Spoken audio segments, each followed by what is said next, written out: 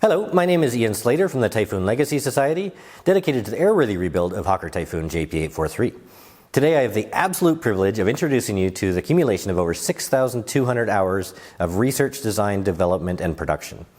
This 1/8 scale Napier Sabre VII model is a historically accurate representation in all matters related to form, arrangement, scale, and color.